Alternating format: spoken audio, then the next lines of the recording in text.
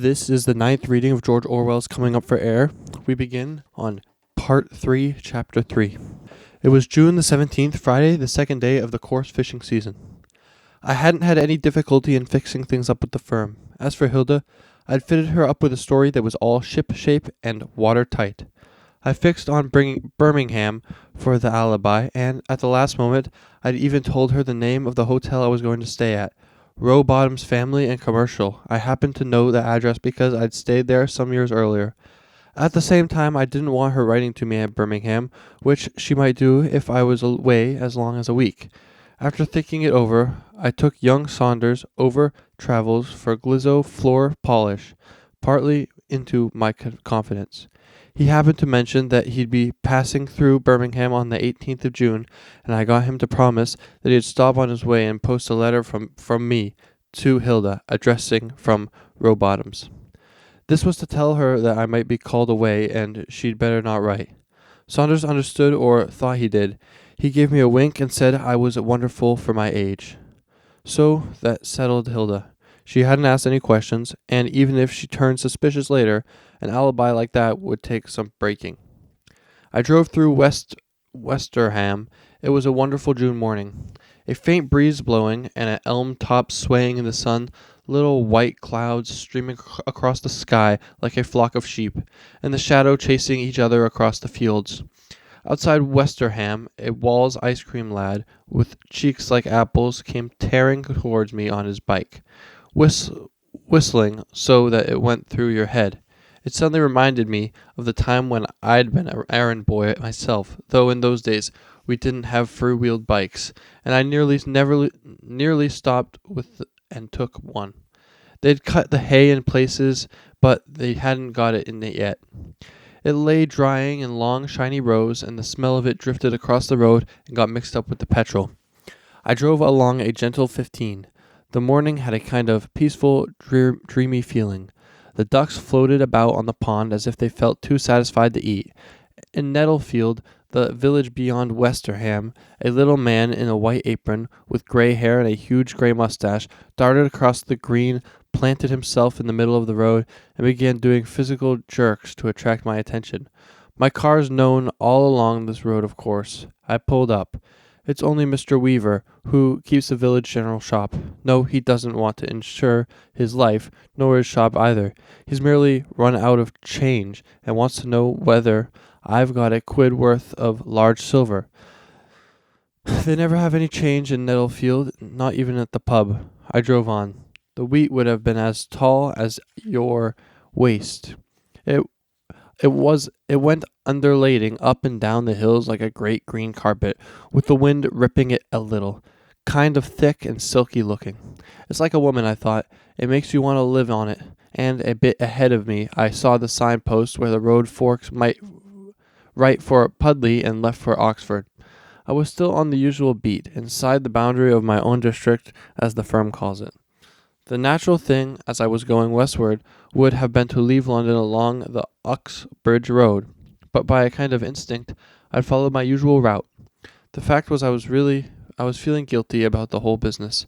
I wanted to get well away before I headed for Oxfordshire, and in spite of that fact, that I'd fixed things so neatly with Hilda and the firm, in spite of the 12 quid in my pocketbook and the suitcase in the back of my car, as I got nearer to the crossroads, I actually felt a temptation. I knew I wasn't going to succumb to it, and yet it was a temptation to chuck the whole thing. I had a sort of feeling that so long I was driving along my normal beat, I was still inside the law. It's not too late, I thought. There's still time to do the respectable thing. I could run into Pudley, for instance, see the manager of Barclays Bank, he's our agent at Pudley, and find out if any new business had come in. For that matter, I could even turn around, go back to Hilda, and make a clean breast of the plot. I slowed down as I got to the corner. Shouldn't I? Should I or shouldn't I? For about a second I was really tempted, but no. I tooted the klaxon and swung the car westward on the Oxford Road. Well, I'd done it. I was on the forbidden ground.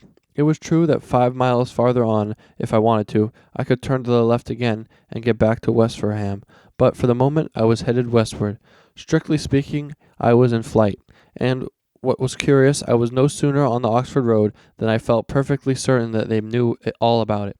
When I say they, I mean all the people who wouldn't approve of the trip of this kind and who'd have stopped me if they could, which I suppose would include pretty well everybody. What was more, I actually had a feeling that they were after me already. The whole lot of them, all the people who couldn't understand any middle-aged man with false teeth should seek away for a quiet week in the place where he spent his boyhood, and all the mean-minded bastards who could understand only too well and who'd raise heaven and earth to prevent it. They were all on my track. It was as if huge armies were streaming up the road behind me. I seemed to see there in my mind's eye. Hilda was in front, of course, with the kids tagging after her, and Mrs. Wheeler driving her forward with a grin, vindictive expression, and Miss Minns rushing along in the rear with her pince-nez slipping down and a look of distress on her face, like the hen that gets left behind when the others have got hold of the bacon rind. And Sir Herbert Crumb, and the higher-ups at Flying Salamander, and the Rolls-Royces, and Sipano Suizas, and all the chaps at the office, and all the poor down-trodden pen-pushers from Ellesmere Road, and from all such other roads, some of them wheeling prams and mowing machines and concrete garden rollers, some of them chugging along in little Austin Sevens, and all the Sowell Savers and Nosy Parkers, the people whom you've never seen but who rule your destiny all the time. The Home Secretary, Scotland Yard, the Temperance League, the Bank of England, Lord Beaverbrook, Hitler and Stalin on a tandem bicycle, the bench of bishops, Mussolini, the Pope, they were all of them after me. I could almost hear them shouting, "There's a chap who thinks he's going to escape. There's a chap who says he won't be streamlined. He's going back to Lower Binfield. After him. Stop him." It's queer the impression was so strong that I actually took a peep through the little window at the back of the car to make sure I wasn't being followed. Guilty conscience, I suppose, but there was nobody, only the dusty white road and the long line of the elms dwindling out behind me. I trod on the gas, and the old car rattled into the 30s. A few minutes later, I was past the West Ham turning, so that was that. I burnt my boats. This was the idea which, in a dim sort of way, had begun to form itself in my mind the day I got my new false teeth. Part 4, Chapter 1. I came toward Lower Binfield over Chamford Hill. There were 4 roads in Lower Binfield, and it would have been more direct to go through Walton, but I'd wanted to come over Chamford Hill, the way we used to go when we biked home from fishing in the Thames. When you get just past the crown of the hill, the trees open up and you can see Lower Binfield lying in the valley below you. It's a queer experience to go over a bit of country you haven't seen in 20 years. You remember it in great detail, and you remember it all along. All the distance are different, and the landmarks seem to have moved about. You keep feeling, surely this hill used to be a lot steeper, surely that turning was on the other side of the road, and on the other hand, you'll have memories which are perfectly accurate, but which only belong to one particular occasion. You'll remember, for instance, a corner of a field on a wet day in winter, with the grass so green that it's almost blue, and a rotten gate post covered with lichen, and a cow standing in the grass and looking at you. And you'll go back after 20 years and be surprised because the cow isn't standing in the same place and looking at you with the same expression. As I drove up Chamford Hill, I realized that the picture I had in my mind was almost entirely imaginary. But it was in fact that certain things had changed. The road was tarmac, whereas in the old days it used to be macadam. I remember the bumpy feeling of it under the bike, and it seemed to have got a lot wider, and there were far less trees. In the old days there used to be huge beeches growing in the hedgerows, and in the places their boughs met across the road and made a kind of arc. Now they were all gone. I nearly got to the top of the hill when I came on something which was certainly new. To the right of the road there was a whole lot of fake, picturesque houses with overhanging eaves and rose pergolas and what not. You know that kind of house. They are just like a little too high class to stand in a row, and so They are dotted about in a kind of colony with private roads leading up to them, and at the entrance to one of the private roads there was a huge whiteboard which said, "The Kennels, Pedigree Salaham Pups, Dog Boarded." Surely that used to be there. I thought for a moment, yes, I remember. Where those houses stood, there used to be a little oak plantation, and the trees grew too close together so that they were very tall and thin, and in spring the ground underneath them used to be smothered in anemones. Certainly there were never any houses as far out of the town as this. I got to the top of the hill. Another minute and Lower Binfield would be in sight. Lower Binfield. Why should I pretend I wasn't excited? At the very thought of seeing it again, an extraordinary feeling that started in my guts crept upward and did something to my heart. 5 seconds more and I'd be seeing it. Yes, here we are. I deluxed, trod on the foot brake, and Jesus. Oh yes, I knew you knew what was coming, but I didn't. You can say I was a bloody fool not to expect it, and so I was. But it hadn't even occurred to me. The first question was, where was Lower Binfield? I don't mean that it had been demolished. It had merely been swallowed. The thing I was looking down at was a good-sized manufacturing town, I remember. Gosh, how I remember. And in the case, I don't think my memory is far out. What Lower Binfield used to look like from top of Chamford Hill, I suppose. The high street was about a quarter of a mile long, and except for a few outlying houses, the town was roughly a shape of a cross. The chief landmarks were the church, tower, and the chimney of the brewery. At this moment I couldn't distinguish either of them. All I could see was an enormous river of brand-new houses which flowed along the valley in both directions and halfway up the hills on either side. Over the right there was the look like several acres of bright red roofs, all exactly alike, a big council housing estate by the look of it. But where was Lower Binfield? Was the town I used to know? It might have been anywhere. All I knew was it was buried somewhere in the middle of the sea of bricks. Of the 5 or 6 factory chimneys that I could see, I couldn't have made a guess at which belonged to the brewery. Towards the eastern end of the town there was 2 enormous factories of glass and concrete. That accounts for the growth of the town, I thought. As I began to take it in, it occurred to me that the population of this place, it used to be about 2,000 in the old days, must be a good 25,000. The only thing that had changed, seemingly, was Binfield House. It wasn't much more than a dot at the distance, but you could see it on the hillside opposite, with the beech trees around it, and the town hadn't climbed that high. As I looked, a fleet of black bombing planes came over the hill and zoomed across the town. I shoved the clutch in and started slowly down the hill. The houses had climbed halfway up it. You know those very cheap small houses which run up a hillside in one continuous row, with the roofs rising one above the other like a flight of steps, all exactly the same. But a little before I got to the houses I stopped again. On the left of the road there was something else that was quite new. The cemetery. I stopped opposite the lynch gate to have a good look at it. It was enormous, 20 acres, I think. There always a kind of jumped up, unhomelike look about a new cemetery, with its raw gravel path and its rough green sods, the machine-made marble angels, and the looking like something off a wedding cake. But what chiefly struck me at the moment was that in the old days this place hadn't existed. There was no separate cemetery then, only the churchyard. I could vaguely remember the farmer these fields used to belong to. Blackett, his name was, and he was a dairy farmer, and somehow the raw look of the place brought it home to me how things have changed. It wasn't only that the town had grown so fast that they needed 20 acres to dump their corpses in, it was their putting the cemetery out here on the edge of the town. Have you noticed that they always do that nowadays? Every new town puts a cemetery on the outskirts. Shove it away. Keep it out of sight.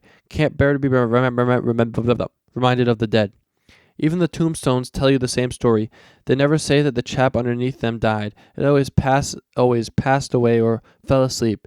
It was so in of the town. You passed it every day. You saw the spot where your grandfather was lying, and where some day you were going to lie yourself. We didn't mind looking at the dead. In hot weather, I admit. We also had to smell them because some of the family vaults weren't too well sealed. I let for the car run down the hill slowly. Queer. You can't imagine how queer. All the way down the hill, I was seeing ghosts, chiefly the ghosts of hedges and trees and cows. It was as if I was looking at 2 worlds at once. A kind of thin bubble of the things that used to be, with the things that actually existed shining through it. There's the field where the bull chased Ginger Rogers, and there's the place where the horse mushroom used to grow. But there weren't any fields or any bulls or any mushrooms. It was houses everywhere, like raw red houses with their grubby window curtains and their scraps of back garden and hadn't anything in them except a patch of rank grass or a few larkspurs strudging among the weeds. The blokes walking up and down, the woman shaking out mats, and snobby-nosed kids playing along the pavement, all strangers. They all come crowding in while my back was turned, and yet it was they who would have looked on me as a stranger. They didn't know anything about the old Lower Binfield. They'd never heard of Shooter and Weatherall or Grimmett and Uncle Ezekiel, and cared less, you bet. It's funny how quickly one adjusts. I suppose it was 5 minutes since I halted at the top of the hill, actually a bit out of breath at the thought of seeing Lower Binfield again, and already I'd got used to the idea that Lower Binfield had been swallowed up and buried like the lost city of Peru. I braced up and faced it. After all, what else do you expect? Towns have got to grow, people have got to live somewhere. Besides, the old town hadn't been annihilated. Somewhere or other it still existed, though it had houses round it instead of fields. In a few minutes I'd be seeing it again. The church and the brewery chimney and father's shop window and the horse trough in the marketplace. I got to the bottom of the hill and the road forked. I took the left hand turning, and a minute later I was lost. I could remember nothing. I couldn't even remember where it was that the town used to begin. All I knew was that in the old days the streets hadn't existed. For hundreds of years I was running along it, a rather mean, shabby kind of street, with the houses giving straight on the pavement, and here and there a corner grocery or a dingy little bar, the wondering where the hell it led to. Finally I pulled up beside a woman in a dirty apron and no hat, who was walking down the pavement. I stuck my head out the window. "Beg pardon, can you tell me where to the marketplace?" She couldn't tell, answered in an accent you couldn't cut with a spade. "Lancashire. There's a lot of them in the south of England now. Overflow from the distressed areas." Then I saw a bloke in overalls with a bag of tools coming along and tried again. This time I got the answer in Cockney, but he had to think for a moment. Marketplace. Let's see. Oh, you mean the old market. I suppose I did mean the old market. Oh, well, you take the right in turning.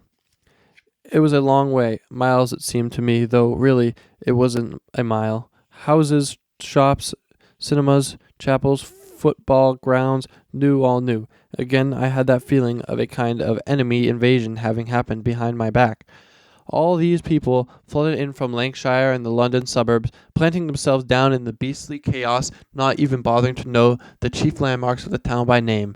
But I grasped presently what we used to call the marketplace was now called the Old Market. There was a big square, though you couldn't properly call it a square because it was not particularly shaped.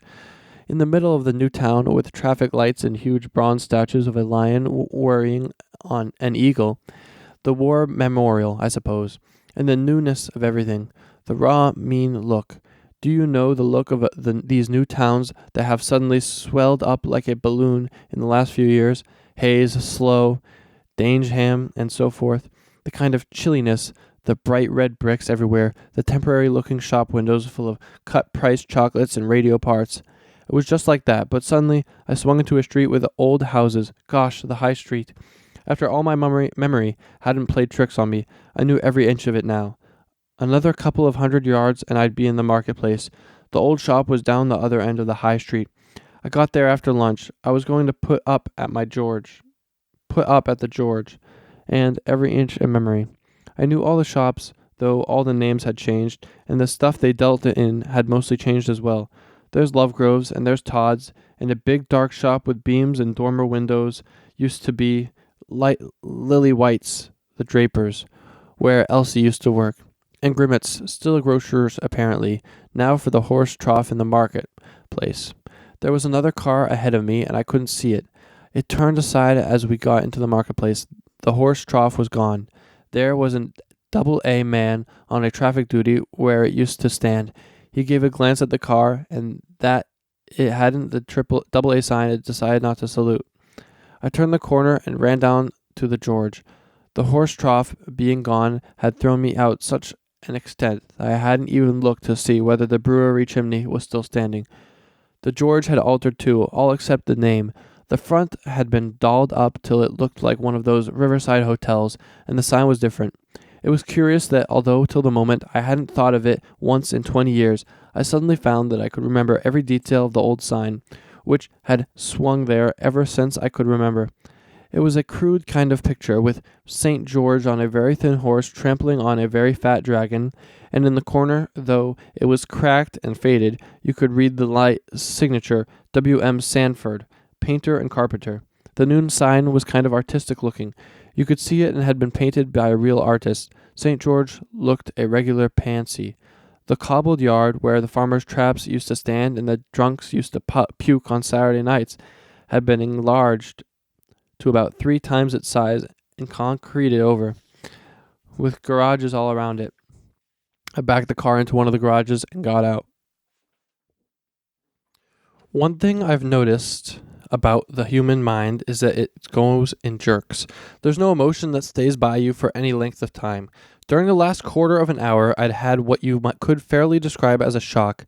I felt it almost like a sock in the guts when I suppose at the top of Chamford Hill had suddenly realized that Lower Binfield had vanished, and there had been another little stab when I saw the horse trough was gone. I'd driven through the streets with a gloomy Ichabod kind of feeling, but as I stepped out of the car and hitched my trilby hat on my head, I suddenly felt that it didn't matter a damn. It was such a lovely sunny day, and the hotel yard had a kind of summery look, with its flowers and green tubs and what not. Besides, I was hungry and looking forward to a spot of lunch. I strolled into the hotel with a consequential kind of air, with the boots who'd already nipped out to meet me, following with the suitcase. I felt pretty prosperous, and probably I looked it. A solid businessman, you had said, at any rate, if you hadn't seen the car. I was glad I'd come in my new suit. Blue flannel with a thin white strip, which suits my style. It has what the tailor called a reducing effect. I believe that day I could have passed for a stockbroker, and say that you like it's a very pleasant thing on a June day, when the sun's shining on the pink geraniums in the window boxes, to walk into a nice country hotel with roast lambs and mint sauce ahead of you.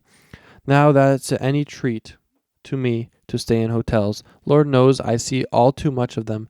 But 99 times out of 100, it's those godless family and commercial hotels like Row Bottoms, where I was supposed to be staying at present, the kind of places where you pay 5 bob for a bed and breakfast, and the sheets are always damp and the bath taps never work.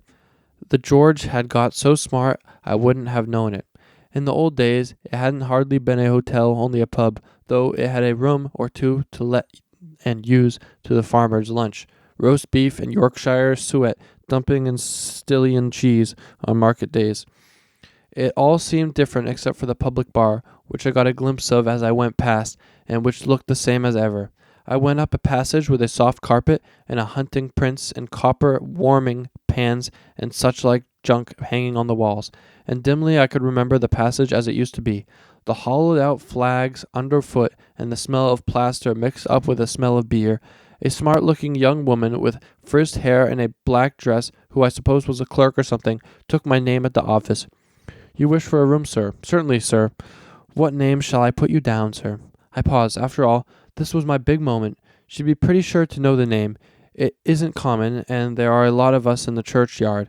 We were one of the old Lower Binfield families in the Bowlings of Lower Binfield, and though in a way it's painful to be recognized, I'd been rather looking forward to it. "Bowling," I said distinctly. "Mr. George Bowling." "Bowling, sir. Bowl, yes. Are you coming from London, sir?" No response. Nothing registered. She never heard of me. Never heard of the George Bowling, son of Samuel Bowling. Samuel Bowling, who, damn it, had had his half pint in this same pub every Saturday for over 30 years. Chapter 2. The dining room had changed too. I could remember the old room, though I had never had a meal there, with its brown mantelpiece and its bronzy yellow wallpaper. I never knew whether it was meant to be that color or had just got like that from age and smoke and the oil paintings, also by W.M. Sanford, painter and carpenter of the Battle of Keble, who now they had got the place up in a kind of medieval style. Brick fireplace with inkle nukes, a huge beam across the ceiling, oak paneling on the walls, and every bit of it fake that you could have spotted 50 yards away. The beam was genuine oak, came out of the old sailing ship, probably, but it didn't hold anything up, and I had my suspicions of the panels as soon as I saw eyes on them. As I sat down on my table, and the slick young waiter came towards me, fiddling with his napkins, I tapped the wall behind me. Yes, thought so. Not even wood.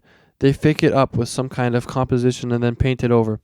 But the lunch wasn't bad. I had my lamb and mint sauce, and I had a bottle of some white wine or other with a French name, which made me belch a bit, but made me feel happy. There was one other person lunching there, a woman of about 30, with her fair hair, looked like a widow. I wondered where she was staying at, and made vague plans to get off with her. It's funny how your feelings get mixed up. Half the time I was seeing ghosts. The past was sticking out into the present.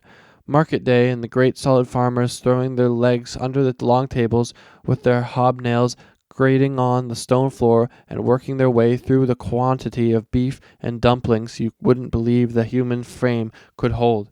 And then the little tables with their shiny white clothes and wine glasses and folded napkins and the faked up decorations and the general expressiveness would blot it out again. And I'd think, I've got 12 quid and a new suit. I'm little George Bowling, and who'd have believed I'd come back to Lower Binfield in my own motor car? And then the wine would send a kind of warm feeling upward from my stomach, and I'd run an eye over the woman with the fair hair and mentally take her clothes off. It was the same in the afternoon, as I lay about in the lounge, fake medieval again, but it had streamlined leather armchairs and glass-topped tables, with some brandy and a cigar. I was seeing ghosts, but on the whole I was enjoying it. As a matter of fact, I was a tiny bit boozed and hoping that the woman with fair hair would come in so that I would scrap an acquaintance. She never showed up, however. It wasn't till nearly tea time that I went out. I strolled up to the marketplace and turned to the left. The shop, it was funny. 21 years ago, the day of Mother's funeral, I passed it in the station fly and seen it all shut up and dusty with sign burnt off with a plumber's blow flame, and I hadn't cared a damn. And now, when I was so much farther away from it, when there was actually details about the inside of the house that I couldn't remember, the thought of seeing it again did things to my heart and guts. I passed the barber shop, still a barber, though the name was different. A warm, soapy, almondy smell came out of the door, not quite so good as the old smell of the bay rum and latakia. Our shop, was 20 yards farther down. An artsy-looking sign painted by the same chap as did the one at the George. I shouldn't wonder, hanging out over the pavement. Wendy's tea shop, morning coffee, homemade cakes. A tea shop? I suppose it had been a butcher's or an iron manger or anything else except a seedsman. It would have given me the same kind of jolt. It's absurd that because you happen to have been born in a certain house, you should feel that you've got rights over it for the rest of your life, but so you do. The place lived up to its name, all right. Blue curtains in the window and a cake or two standing about. The kind of cakes that, covered with chocolate, has just one walnut stuck somewhere on the top. I went in. I didn't really want any tea, but I had to see the inside. They evidently turned both the shop and the used to be the parlor into tea rooms. As for the yard and the pack where the dustbin used to stand and Father's little patch of weeds used to grow, they paved it all over and dolled it up with rustic tables and hydrangees and things. I went through into the parlor. More ghosts. The piano and the texts on the wall, and the two lumpy old red armchairs where Father and Mother used to sit on opposite sides of the fireplace, reading the People and the News of the World on Sunday afternoons. They got the place up in an even more antique style than the George, with gate-leg tables and a hammered iron chandelier and pewter table plates hanging on the wall and whatnot. Do you notice how dark they always manage to make it in these artsy tea rooms? It's part of the antiquities, I suppose. And instead of the ordinary waitress, there was a young woman in a kind of print wrapper who met me with a sour expression. I asked for tea, and she was 10 minutes getting in. You know the kind of tea, China tea or weak, that you could think of its water till you put the milk in. I was sitting almost exactly where Father's armchair used to stand. I could almost hear his voice reading out a piece, as he used to call it, from the People about the new flying machines, or the chap who was swallowed up by a whale or something. It gave me a most peculiar feeling that I was there on false pretenses, and they could kick me out if they discovered who I was, and yet, simultaneously, I had a kind of longing to tell everyone that I'd been born here, longing to tell everyone I was born here, that I belonged to this house, or rather, what I really felt, the house belonged to me. There was nobody else having tea. The girl in the print paper wrapper was hanging about by the window, and I could see that if I hadn't been there, she'd have been picking her teeth. It bit into one of the slices of cake she'd brought me. Homemade cakes, you bet they are. Homemade with margarine and egg substitutes, but in the end, I had to speak. I said, "Have you been in Lower Binfield long?" She started, looking surprised, and didn't answer. I tried again. "I used to live in Lower Binfield myself a good while ago." Again no answer, or only something that I couldn't hear. She gave me a kind of frigid look, and then gazed out of the window again. I saw how it was. Too much of a lady to go in back for back chat with customers. Besides, she probably thought I was trying to get off with her. What was the good of telling her I'd been born in this house, even if she believed me? It wouldn't interest her. She'd never heard of Samuel Bowling, corn, a seed merchant. I paid the bill and cleared out. I wandered up to the church. One thing I had been half afraid of and half looking forward to was being recognized by people I used to know, but I needn't have worried. There wasn't a face I knew anywhere in the street. It seems as if the whole town had got a new population. When I got to the church, I saw why they had to have a new cemetery. The churchyard was full to the brim, and half the graves had names on them that I didn't know. But the names I did know were easily enough to find. I wandered round among the graves. The sexton had just scythed the grass, and there was a small smell of summer even there. They were all alone, all the older folks I'd known. Gravitt the butcher, the Winkles, and the other seedsmen, the True who used to keep the George, and Mrs. Wheeler from the sweet shop. They were all lying there. Shooter and Wetherall were opposite one another on either side of the path, just as if they were still singing at each other on the other side of the aisle. So Wetherall hadn't got his hundred after all, born in 43 and departed his life in 1928. But he'd beaten Shooter as usual. Shooter died in 26. What a time old Wetherall must have had those last 2 years when there was nobody to sing against him. An old Grimmett under a huge marble thing, shaped rather like a veil and a ham pie, with an iron railing around it, and in the corner a whole batch of Simmonses under cheap little crosses, all gone to dust.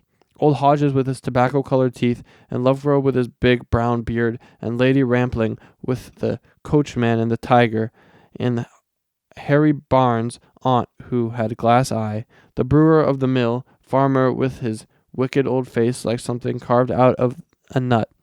Nothing left of any of them except a slab of stone and a God knows what underneath.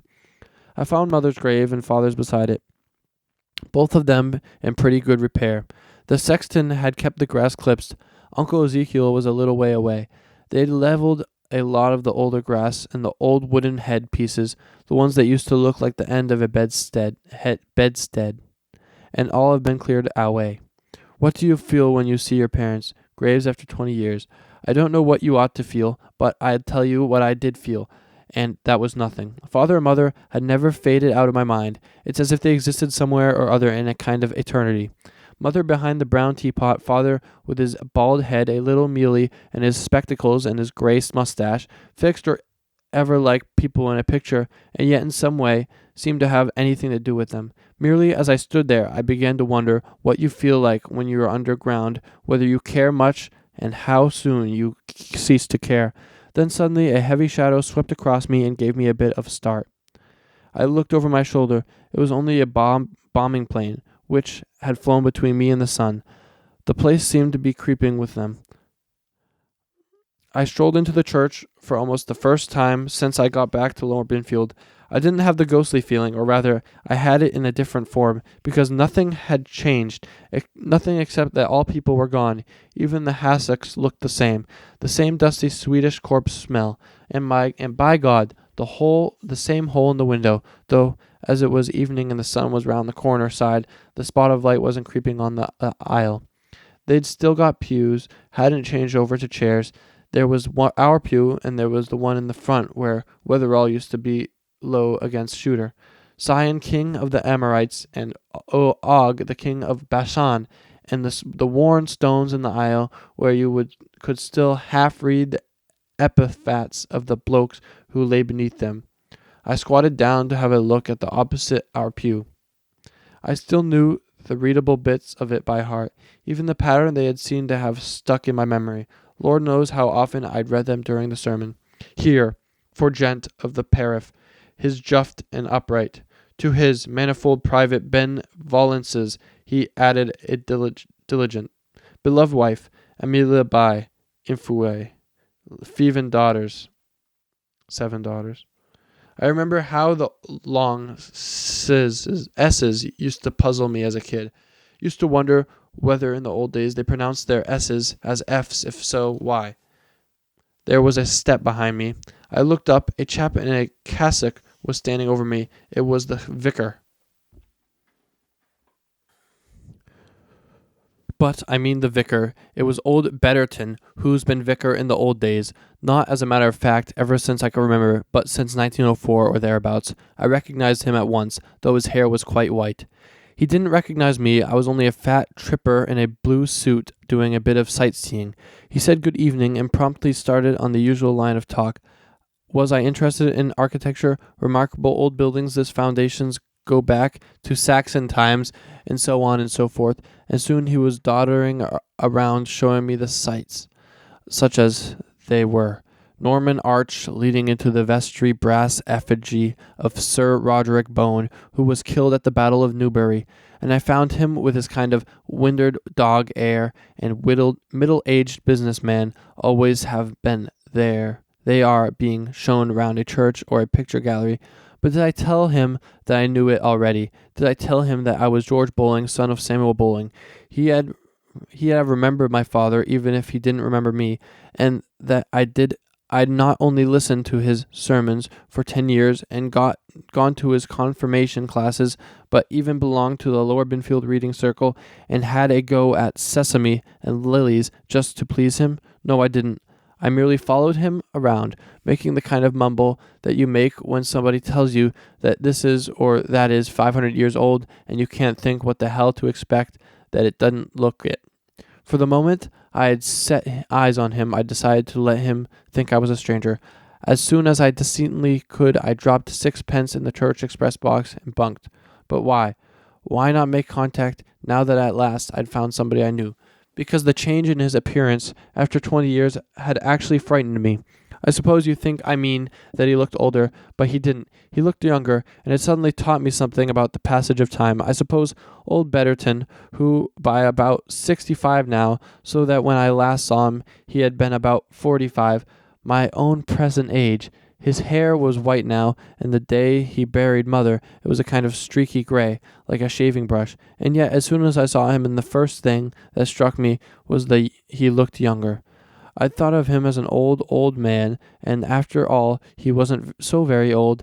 As a boy it occurred to me all people over 40 seemed to me just worn-out old wrecks, so old that there was hardly any difference between them.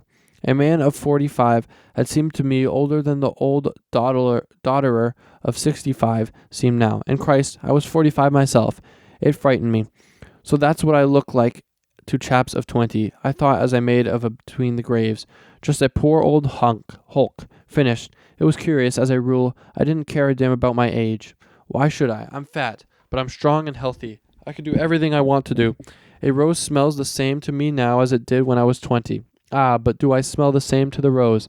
Like an answer a girl might have been 18 came up the churchyard lane. She had to pass within a yard or two of me. I saw the look she gave me, just a tiny, momentary look. No, not frightened nor hostile, only kind of wild, remote, like a wild animal when you catch its eyes. She'd been born and grown up in those 20 years while I was away from Lower Binfield. All my memories would have been meaningless to her, living in a different world from me, like an animal. I went back to the George. I wanted a drink, but the bar didn't open for another half hour. I hung about for a bit, reading a sporting and dramatic of the year before, and presently the hair The fair-haired dame, the one I thought might be a widow, came in. I had a sudden desperate yearning to get off with her. I wanted to show myself that there's life in the old dog yet, even if the old dog had to wear false teeth. After all, I thought, if she's 30 and I'm 45, that's fair enough. I was standing in the front empty fireplace, making believe to warm my bum, the way you do on a summer day. In my blue suit, I didn't look so bad. A bit fat, no doubt, but distinguished. A man of the world. I could pass for a stockbroker. I put on my toniest accent and said casually, "Wonderful June we are having." It was a pretty harmless remark, wasn't it? Nor in the same class as haven't I met you somewhere before, but it wasn't success. She didn't answer, merely lowered for half a second the paper she was reading and gave me a look that you have cracked a window. It was awful. She had one of those blue eyes that got into you like a bullet. In the split second, I saw how hopeless I had got her wrong. She wasn't the kind of widow with dyed hair who liked being taken out to dance halls. She was upper middle class, probably an admiral's daughter, and been to one of those good schools where they play hockey. And I got myself wrong too. New suit or no new suit, I couldn't pass for a stockbroker. Merely looked like a commercial traveler who happened to get hold of a bit of dough. I sneaked off to the private bar to have a pint or two before dinner. The beer wasn't the same. I remember the old beer, the good Thames Valley beer that used to have a bit of taste in it because it was made of a chalky water. I asked the barmaid, "Have Besmer's still got the brewery?" "Besmer's? Oh, no, sir. They're gone. Oh, years ago. Long before we came here." She was friendly sort, what I call the elder sister type of barmaid, 35-ish, with a mild kind of face and the fat arms that develop from working the beer sandal. She told me the name of the combine that had taken over the brewery. I could have guessed it from the taste, as a matter of fact. The different bars ran around in a circle with compartments in between. Across in the public bar, two chaps were playing a game of darts, and in the jug and bottle there was a chap I couldn't see who occasionally put in a remark in a spiritual kind of voice. The barmaid leant her fat elbows on the bar and had a talk with me. I ran over the names of the people I used to know, and there wasn't a single one of them that she'd heard of. She said only been in Lower Binfield 5 years. She hadn't even heard of old True, who used to have the George in those old days. I used to live in Lower Binfield myself, I told her. A good while back it was, before the war. Before the war, well now, you don't look that old. So some changes, I say. See some changes, I say, said the chap in the jug and bottle. The town's grown, I said. It's the factories, I suppose. Well, of course, they mostly work at the factories.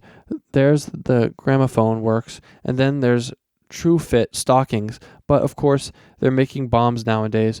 I didn't altogether see why it was of course, but she began telling me about a young fellow who worked at True Fit's factory and sometimes came to the George, and he told her that they were making bombs as well as stockings. The two, for some reason I didn't understand, being easy to combine.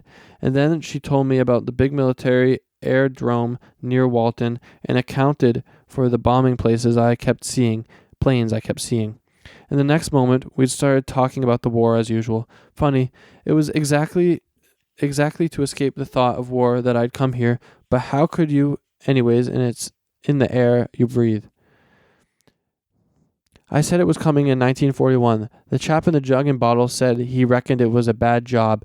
The barmaid said it gave her the creeps, she said.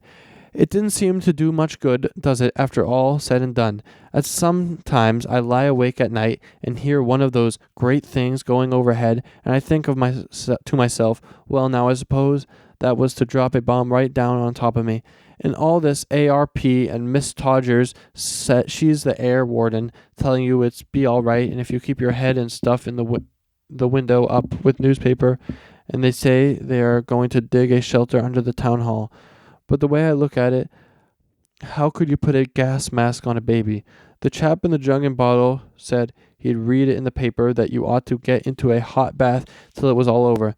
The chaps in the public bar overhead, this and there was a bit of byplay on the subject of how many people could get into a same bath, and both of them asked the barmaid if they could share her bath with her. She told them not to get saucy, and then she went up the other end of the bar and hauled them out a couple more pints of old and mild. I took a suck at my beer.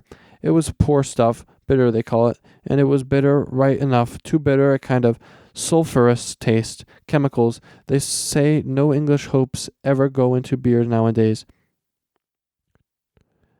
Hops never go into beers nowadays. They're all made into chemicals. Chemicals, on the other hand, are made into beer. I found myself thinking about Uncle Ezekiel and what he had said to beer like this.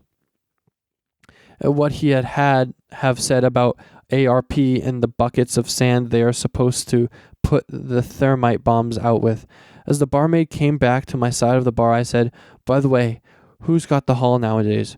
We used to call it the hall, though its name was Binfield House for a moment. She didn't seem to understand. "The hall, sir? I mean Binfield House," said the chap in the jug and bottle. "Oh, Binfield House. Oh, I thought you meant the Memorial Hall. It's Dr. Merrill's got Binfield House now." "Dr. Merrill?" "Yes, sir. He's got more than 60 patents up there, they say." "Patents? Have they turned it into a hospital or something?" "Well, it's not what you call an ordinary hospital. More of a sanatorium. It's mental patients, really. What they call a mental home. A loony bin. But after all, what else could you expect?" Chapter 3.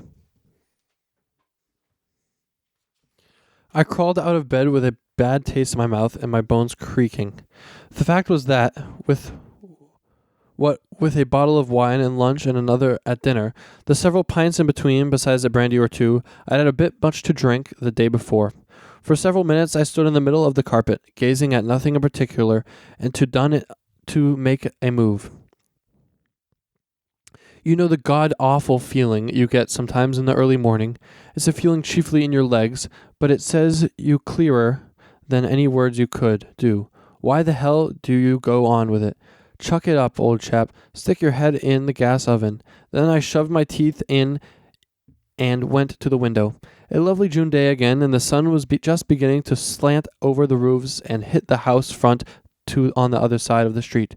The pink geraniums in the window boxes didn't look half bad, although it was only about 8:30, and this was only a side street of the marketplace where there was quite a crowd of people coming and going. A stream of clerky-looking chaps in dark suits with dispatch cases were hurrying along in all the same direction, just as if this had been London, a suburb, and they were scooting for the tube, and the school kids were staggering up towards the market-place in twos and threes. I had the same feeling that I had had this day before when I saw the jungle of red houses that had swallowed Chamford Hill. Bloody interlopers, 2,000 gate crashed who didn't even know my name. And here was all this new life swarming to and fro, and here I was, poor old Fatty with false teeth, watching them from a window and mumbling stuff that nobody wanted to listen to about things happened 30 and 40 years ago. Christ, I thought I was wrong to think that I was seeing ghosts. I'm the ghost myself. I'm dead, and they're alive. But after breakfast, haddock, grilled kidney toast, and marmalade, and a pot of coffee, I felt better. The frozen dame wasn't breakfasting in the dining room. There was a nice summery feeling in the air, and I couldn't get rid of the feeling that in the blue flannel suit of mine I looked just a little bit distinguished. By God, I thought, if I'm a ghost, I'll be a ghost. I'll walk. I'll haunt the old place, and maybe I can work a bit of magic on some of those bastards who have stolen my house from me. I started out, but I'd got no farther than the marketplace when I was pulled up by something I hadn't expected to see. A procession of about 50 school kids was marching down the street in a column of fours, quite military. They looked with a grim-looking woman marching alongside of them like a sergeant major. The leading four were carrying a banner with red, white, and blue borders and Brighton's Prepare on its huge letters. The barber on the corner had come out of the doorstep to have a look at them. I spoke to him. He was a chap with shiny black hair and a dull kind of face.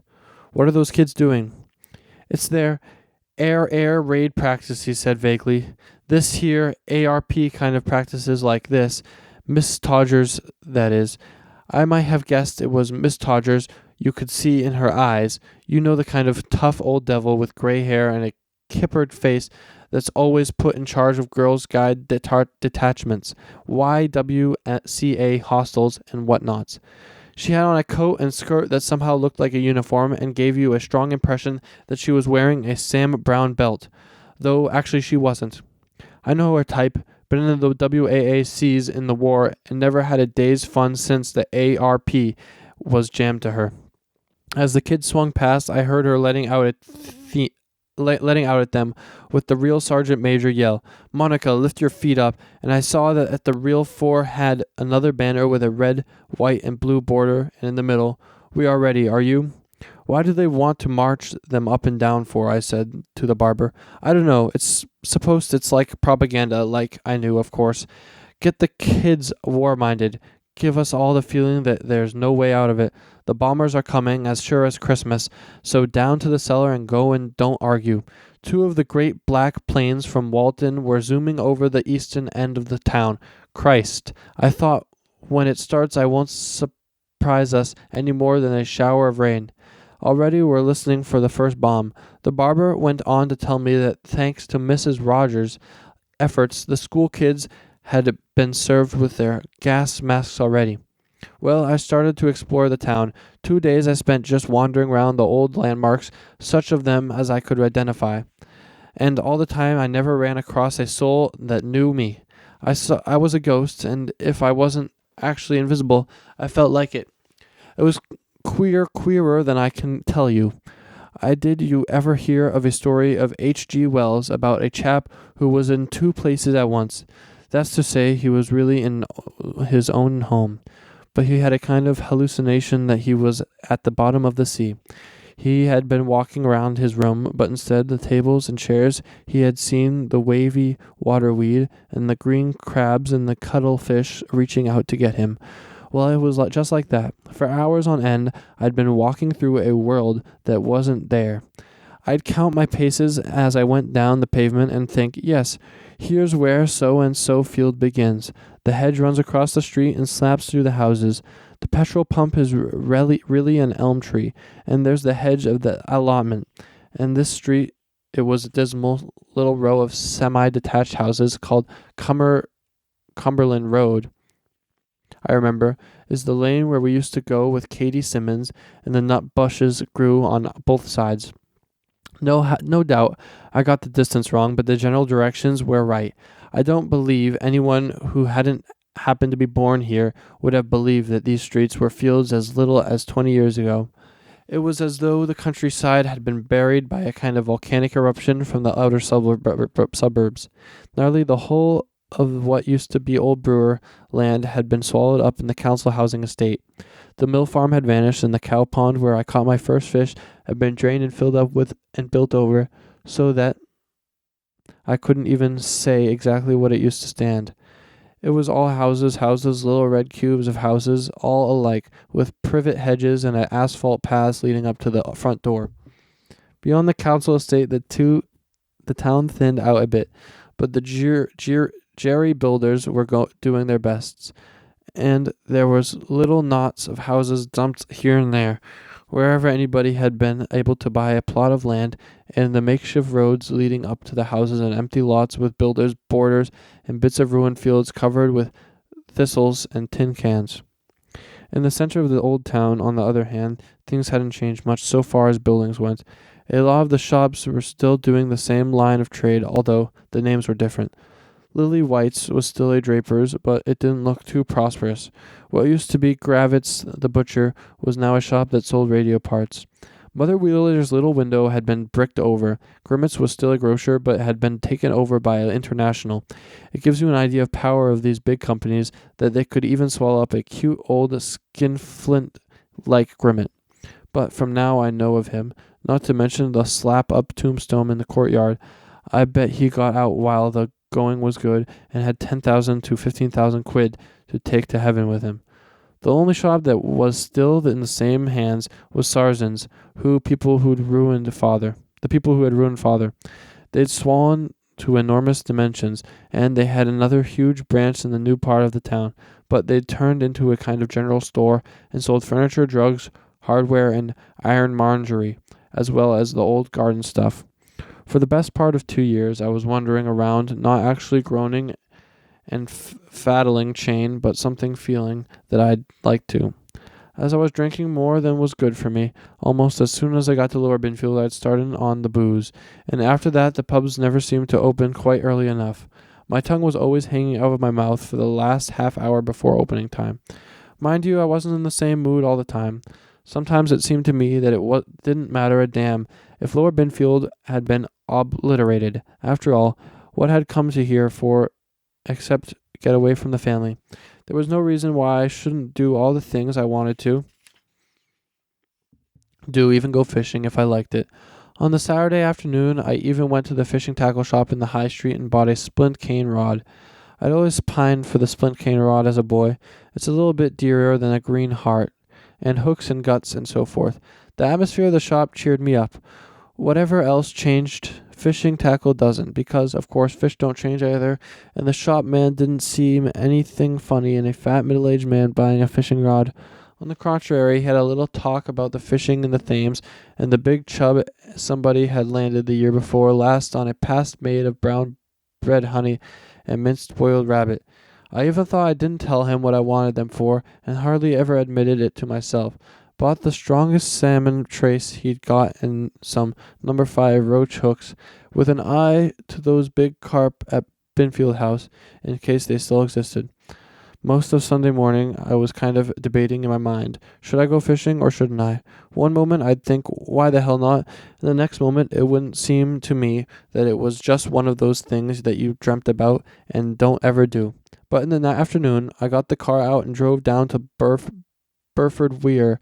I thought I'd just have a look at the river, and tomorrow, if the weather was right, I'd take my new fishing rod and put it on the old coat and gray flannel bags I had in my suitcase and have a good day's fishing. 3 or 4 days, if I'd felt like it. I drove over Chamford Hill, down the bottom of the road. Turns off and runs parallel to the towpath. I got out of my car and walked. A knot of little red and white bungalows had sprung up beside the road. Might have expected it, of course. And there seemed to be a lot of cars standing about. As I got nearer the river, I came into the sound. Yes, plonk tittle tittle plonk. Yes, the sound of gramophones. I rounded the bend over and came into sight of the towpath. Christ, another jolt. The place was black with people. And where the water meadows used to be, tea houses, penny in the slot machines, sweet kissocks, and chaps selling walls ice cream. Might as well have been at Margate. I remember the old towpath. You could walk along it for miles, and except for the chaps at the lock gates, and now again a bargeman mooching along beside his horse, you meet never a soul. When we went fishing, we always had a place to ourselves. Often I'd sat there a whole afternoon, and a heron might be standing in a swallow water 50 yards up in the bank, and for 3 or 4 hours on end there wouldn't be anyone passing to scare him away. But where had I got the idea that grown-up men didn't go fishing? Up and down the bank, as far as I could see in both directions, there was a continuous chain of men fishing, one every 5 yards. I wonder how the hell they could all have got there until it struck me that they must be some fishing club or other. And the river was crammed with boats, rowing boats, canoes, punts, motor launches, all of young fools with next to nothing on, all of them screaming and shouting, and most of them with gramophone aboard as well. The floats of the poor devils who were trying to fish rocked up and down on the wash of the motorboats. I walked a little way, dirty, choppy water in spite of the fine day. Nobody was catching anything, not even minnows. I wondered whether they expected to. A crowd like that would be enough to scare every fish in creation.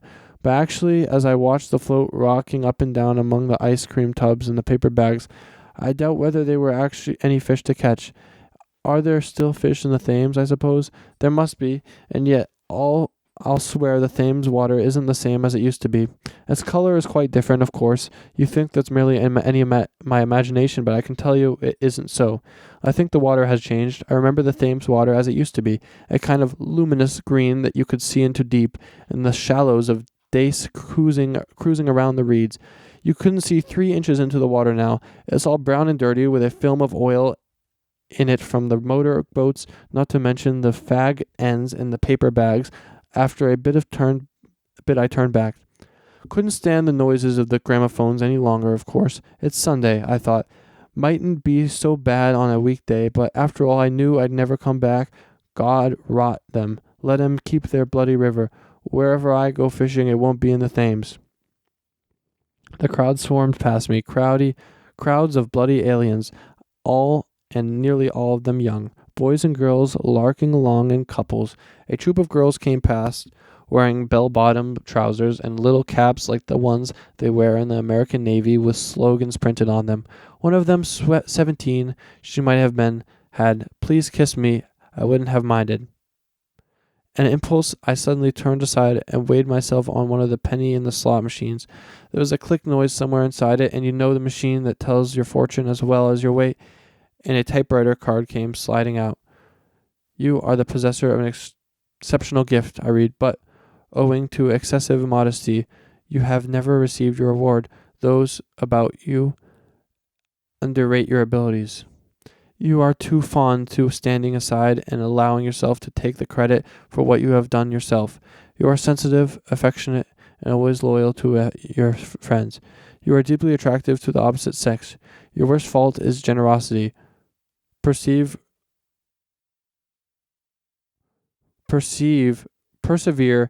for you will rise high. Weight, 14 stone, 11 pounds. I put on 4 pounds in the last 3 days, I noticed. Must have been the booze." And thus ends the reading. Next we will read chapter 4.